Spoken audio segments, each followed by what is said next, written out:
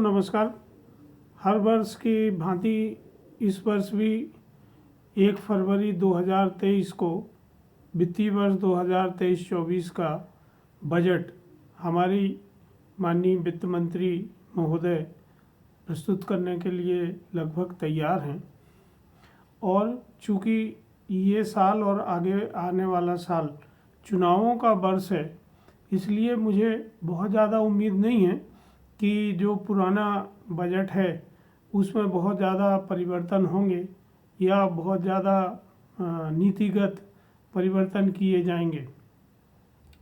उम्मीद है कि इस बजट में सब्सिडी के अलावा जो फर्टिलाइज़र और फार्मर्स को अनुदान दिए जाते हैं, उनके अलावा इंफ्रास्ट्रक्चर पे बजट एलोकेशन बढ़ाया जाएगा। क्योंकि हम देख रहे हैं कि पिछले कुछ दिनों से मुद्रास्फीति के कारण जो ग्रामीण अर्थव्यवस्था है उसमें मांग की कमी आई है और इस वजह से ग्रामीण अर्थव्यवस्था की गति धीमी पड़ गई है। तो इस गति को बढ़ाने के लिए ग्रामीण क्षेत्रों में अधिक बजट में एलोकेशन होने की उम्मीद की जा सकती है। वैसे हम अगर ये देखें कि कृषि और उससे जो संबंधित क्षेत्र हैं, आनुषंगिक क्षेत्र हैं, उसमें 2020 और 21 में 3.3% की वृद्धि हुई थी, जो 2021-22 में बढ़ के 3.9% हो गई है। तो वृद्धि कुछ हुई है, पर यह उतनी नहीं है जितनी अपेक्षित थी। दूसरी चीज़ कि जलवायु परिवर्तनों के कारण 2022-23 में जो खासतौर से फील्ड क्रॉप हैं, जो खाद्यान्न की फसलें हैं, उनका जो सकल मूल्य वर्धित मूल्य था वो कम हो गया, क्योंकि उनका उत्पादन कम हुआ और फसलों में इसकी जो भागीदारी है कुल खेती में वो 55% के आसपास रही। जबकि जो कृषि के आनुषंगिक क्षेत्र हैं, जिनमें बागवानी, मत्स्य पालन, मुर्गी पालन, पशुपालन और मीट ऐसे जो क्षेत्र हैं, उनका योगदान लगभग 45% के आसपास रहा है।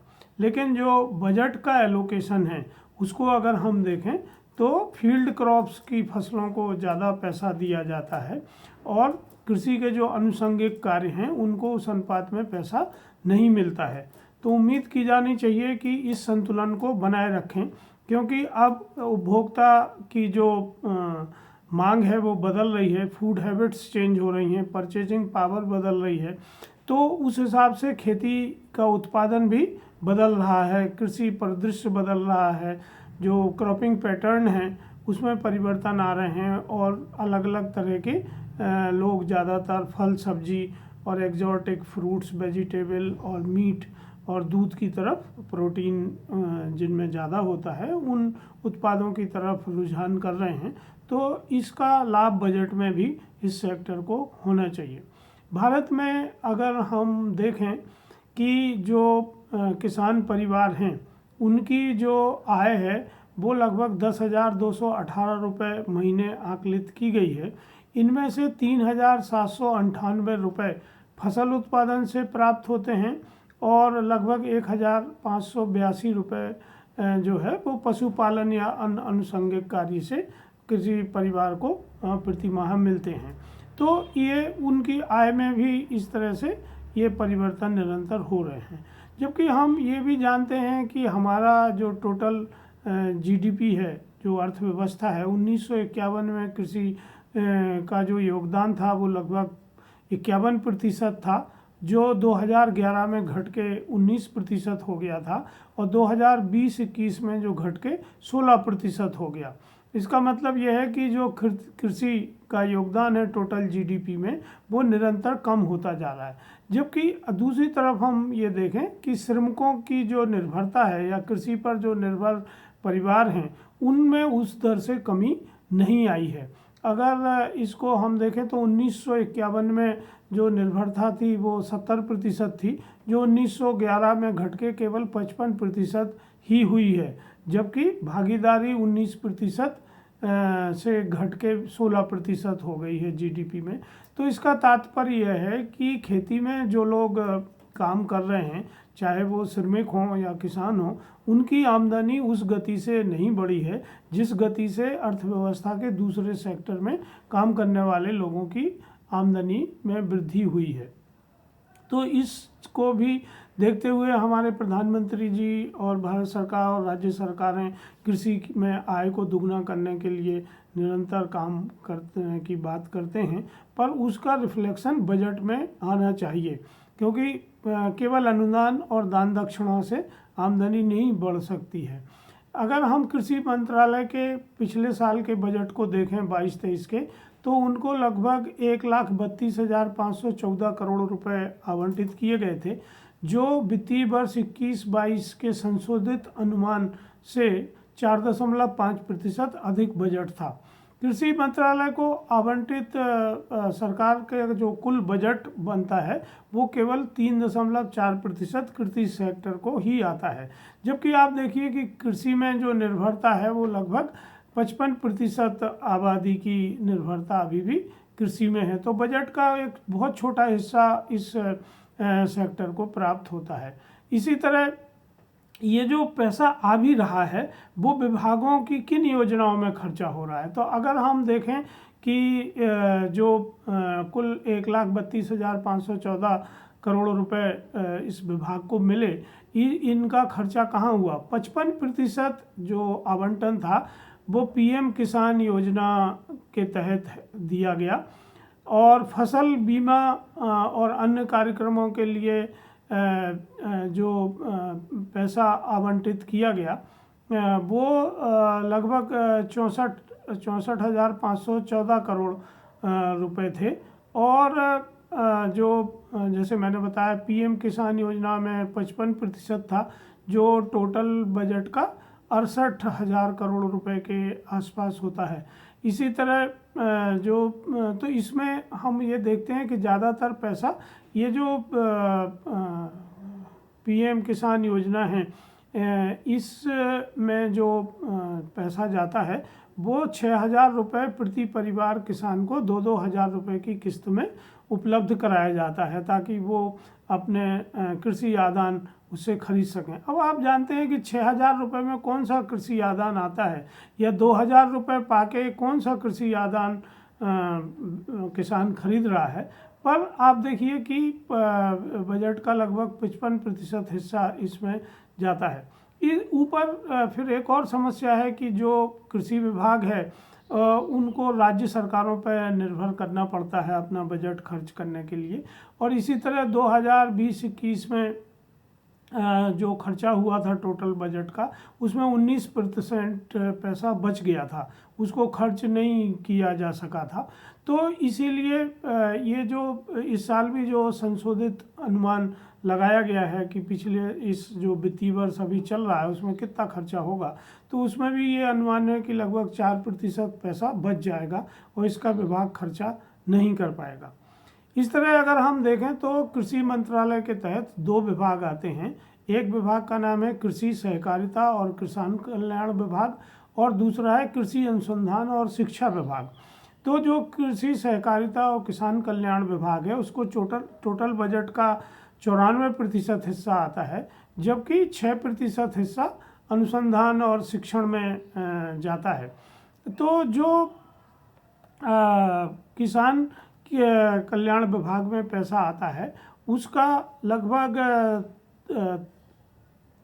83% जो भाग है वो 3 योजनाओं में ही खर्च होता है। जैसे मैं आपको बता रहा था कि पीएम किसान योजना में 55% जाता है, संशोधित ब्याज अनुदान में लगभग 16% जाता है, और फसल बीमा योजना में 13% बजट का पैसा खर्चा हो रहा है।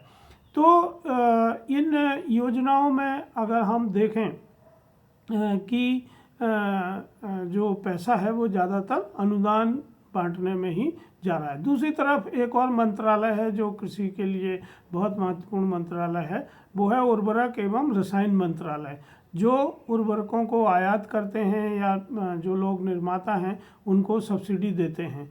तो उस विभाग में भी जो मैक्सिमम पैसा होता है वो सब्सिडी पे जाता है। 2022-23 में उर्वरकों की सब्सिडी के लिए 1,05,262 करोड़ रुपए आवंटित किए गए थे, जो 21-22 के संशोधित अनुमानों से 25% कम थे। इसके अलावा 22-23 में यूरिया और पोषक तत्वों की सब्सिडी को बढ़ा दिया गया और इसकी जो पहले संशोधित अनुमान थे उसमें 17% वृद्धि होना थी, पर वास्तव में ये 35% की वृद्धि हुई, क्योंकि अंतर्राष्ट्रीय बाजार में जो रॉ मटेरियल है उसके भाव बढ़ जाने से ये संशोधन इसमें किए गए थे। तो आज भी अगर हम देखें तो जो उर्वरकों पे है उसमें मैक्सिमम सब्सिडी इनडायरेक्ट सब्सिडी होती है जो मैन्युफैक्चरर्स को जाती है, जिसमें प्राइवेट और पब्लिक अंडरटेकिंग कंपनियां आती हैं। तो अभी क्योंकि हमारी जो केमिकल फर्टिलाइज़र पे आत्मनिर्भरता है और जो हमें आयात करना पड़ता है, तो यूरिया के मामले में हमें 25% आयात करना पड़ता है। 75% यूरिया हम डोमेस्टिकली घरेलू उत्पादन से ही बनाते हैं। फॉस्फेटिक उर्वरकों में 90% हमारी निर्भरता आयात के ऊपर है और इसमें दोनों तरह के आयात होते हैं। कच्चा माल भी हम आयात करते हैं ताकि फिर उसको फर्टिलाइज़र में बदला जा सके, या हम सीधे खाद ही आयात करते हैं। इसी तरह पोटास के मामले में 100% हमारी आत्मनिर्भरता है। अब ये सब्सिडी की वजह से क्या है कि इसका उपयोग भी किसान गलत तरीके से करने लगे हैं, क्योंकि ये खाद सस्ते आ रहे हैं और इसमें जैसे आप देखें कि जो सब्सिडी है उसमें 204% की वृद्धि हुई, जैसे मैंने आपसे कहा, क्योंकि अंतर्राष्ट्रीय बाज़ार में रॉ मटेरियल के भाव बढ़ गए। तो अभी हम लगभग 15 रुपये प्रति किलोग्राम जो सब्सिडी देते थे उसको बढ़ा के 45.3 रुपये प्रति किलोग्राम कर दिया गया था पिछली साल।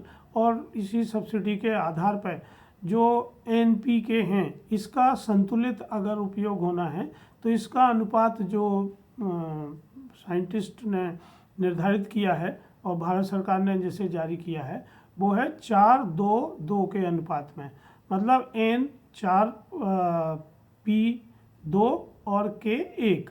लेकिन सब्सिडी चूँकि डिस्टॉर्शन क्रिएट करती है प्राइजेज में, क्योंकि केवल यूरिया का रेट ही भारत सरकार निर्धारित करती है, बाकी रेट कंपनियों द्वारा निर्धारित होते हैं। तो ये अनुपात अभी 6:3:2 है। तो आप देखिए कि चूँकि N पे ज़्यादा सब्सिडी है इसलिए उसका उपयोग 6 हो रहा है, P 2 हो रहा है और 3 हो रहा है और K 2 हो रहा है। तो इस संतुलन को भी बनाने की आवश्यकता है। अगर बजट में हम N की जगह P और K की सब्सिडी बढ़ाएं तो किसान इनका उपयोग ज़्यादा करेंगे और N का उपयोग भी संतुलित हो जाएगा। N मतलब नाइट्रोजन। तो अब चूँकि इसमें जो कृषि आदान हैं वो 2 तरह की कंपनियां, जैसे मैंने आपसे कहा, एक निजी क्षेत्र की कंपनियां हैं और दूसरी जो है वो पब्लिक सेक्टर कंपनियां हैं।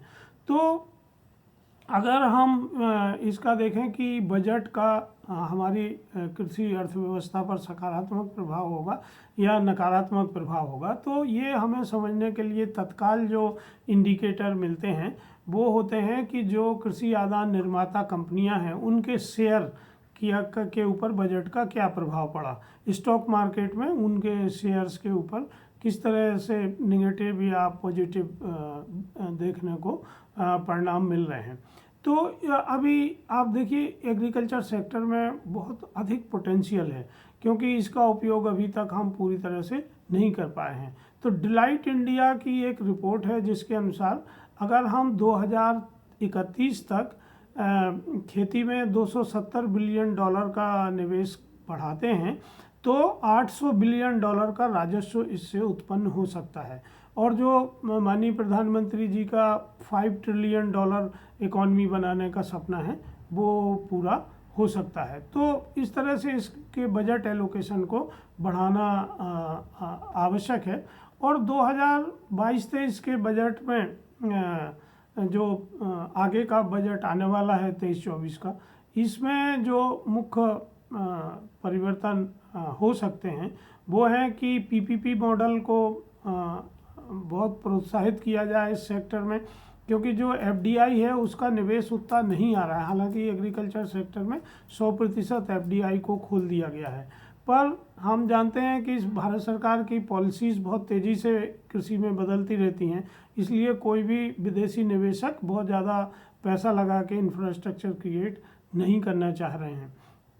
दूसरी चीज़ है कि स्टार्टअप एग्रीकल्चर में लगभग 1500 से ऊपर स्टार्टअप हैं जो एग्टेक के ऊपर काम कर रहे हैं और तरह तरह के काम इनोवेशन लाने की कोशिश कर रहे हैं। उनके वित्त पोषण के लिए भी संभवतः इस बजट में प्रावधान हो, जो नाबार्ड या बैंकों के माध्यम से स्टार्टअप को मिलेगा, ताकि वो वेंचर कैपिटल या एंजल के ऊपर ही निर्भर न करें, उनको बैंकों से भी सस्ती दरों पर कैपिटल पूंजी उपलब्ध हो जाए, ताकि वो अपने व्यवसाय को आगे बढ़ा सकें। कृषि में नीतिगत परिवर्तन करने की बहुत ज़रूरत है, क्योंकि एग्रीकल्चर में जो लॉ हैं, फर्टिलाइज़र कंट्रोल एक्ट है, सीड कंट्रोल एक्ट है, पेस्टिसाइड कंट्रोल एक्ट है, ये बहुत पुराने हैं और इनके प्रावधान आज की जो आधुनिक तकनीकी है उससे मेल नहीं खाते हैं, और इसका दुष्परिणाम ये हो रहा है कि इसमें परमिट और लाइसेंस राज्य बहुत हावी है, ब्यूरोक्रेसी बहुत हावी है, और इसकी वजह से एक और जहां करप्शन बढ़ता है, वहीं दूसरी ओर जो एग्री इनपुट हैं उनकी गुणवत्ता भी प्रभावित हो रही है। और भारत सरकार भी ये मानती है कि हमारे देश में 68% जो एग्री इनपुट हैं वो जो निर्धारित नॉर्म्स हैं भारत सरकार के, उसके अनुरूप नहीं है। तो इसमें बहुत ज़्यादा नीतिगत परिवर्तन करने की आवश्यकता है। इसी तरह किसानों को हाईटेक सुविधाएं और डिजिटल सुविधाएं देने के लिए बहुत ज़्यादा पैसा लगता है और इसकी अडॉप्टेबिलिटी में टाइम लगता है, और स्टार्टअप को इसीलिए बहुत घाटा उठा के इस सेक्टर में काम करना पड़ रहा है। तो इस पर भी राज्य सरकारों के साथ और केंद्र सरकार के साथ पीपीपी मॉडल लाना बहुत ज़रूरी है, ताकि तकनीकी को तेज़ी से एग्रीकल्चर सेक्टर में लाया जा सके। हम देख रहे हैं जैसे फिनटेक है या एजुटेक है या ई कॉमर्स है, जो एफएमसीजी या दूसरे सेक्टर में जिस तेज़ी से बढ़े हैं वह उस तेज़ी से काम एग्रीकल्चर में नहीं हो पाया है, और इसका दो ही कारण हैं कि एक हम जो स्टार्टअप हैं वो पूरी तरह निजी पूंजी पर ही या बीसी वेंचर कैपिटल की पूंजी पर ही निर्भर होते हैं, और वहाँ प्रॉफिटेबिलिटी इतनी नहीं होती है। तो इस सेक्टर को अगर हमें तकनीकी से जोड़ना है, क्योंकि अब हमारे देश में 5G सर्विसेज भी लॉन्च हो गई हैं। भारत सरकार ने अभी हाल ही में जो आपका इसका लॉजिस्टिक नीति जारी की है, तो उससे भी एग्रीकल्चर के सेक्टर को कॉम्पिटेबल बनाना आवश्यक है। तो जैसे मैं कह रहा था कि जब ये बजट प्रस्तुत किया जाएगा तो इसका जो तत्काल परिणाम दिखेगा वो प्राइवेट कंपनीज़ के शेयर्स पर दिखता है, और इसको देखने के लिए जो इसके विशेषज्ञ हैं उनने जो आकलन किया है कि कौन सी कंपनीज़ के शेयर पर अच्छा असर दिख सकता है, तो उसमें मेघमनी ऑर्गेनिक है, बीएसएफ इंडिया है, बायर कंपनी है, फिर जो उर्वरक के निर्माता हैं और वितरक कंपनियां हैं जिसमें कोरोमंडल है और चंबल है और दूसरी कंपनियां हैं, इनके शेयर्स पे ये किस तरह का प्रभाव होगा ये तो एक तारीख के बाद ही मार्केट को देखने से पता लगेगा। पर मुझे उम्मीद है कि जो पुरानी योजनाओं के साथ साथ जिस तरह का भारत सरकार का विज़न है इंफ्रास्ट्रक्चर डेवलप करने का, तो एग्रीकल्चर में भी कुछ स्थायी काम, नीतिगत परिवर्तन और जो अधोसंरचनात्मक विकास हैं उसका बजट बढ़ाया जाना आवश्यक है। मैं उम्मीद करता हूं कि आप सब लोग किस तरह का बजट चाहते हैं जो इस सेक्टर में काम कर रहे हैं, वो अगर हमें कमेंट में लिखेंगे और इस पे एक अच्छी सकारात्मक बहस शुरू होगी तो ये अच्छी उपलब्धि होगी। क्योंकि अभी तक जब बजट बनाया जाता है तो भारत सरकार का जो वित्त मंत्रालय है और विभिन्न दूसरे मंत्रालय हैं वो सभी स्टेक होल्डर से बात करते हैं, इंडस्ट्रीज से बात करते हैं, पर एग्रीकल्चर में ये अभी तक उतनी सुव्यवस्थित प्रणाली डायलॉग की विकसित नहीं हो पाई है। और इसे अगर हमें पॉलिसी में चेंज लाना है तो हमें सरकार को ये बताना होगा कि मार्केट किस तरफ जा रहा है और पॉलिसीज़ की वजह से क्या व्यवहारिक कठिनाइयाँ आ रही हैं। तो आइए इस बहस को हम आगे ले जाएं और आप और हम सब मिल के ये भारत सरकार के ध्यान में उन मुद्दों को लाएं, राज्य सरकारों के ध्यान में उन मुद्दों को लाएं जो कृषि विकास के लिए आज रिलेवेंट हैं और समय की मांग है। धन्यवाद, नमस्कार।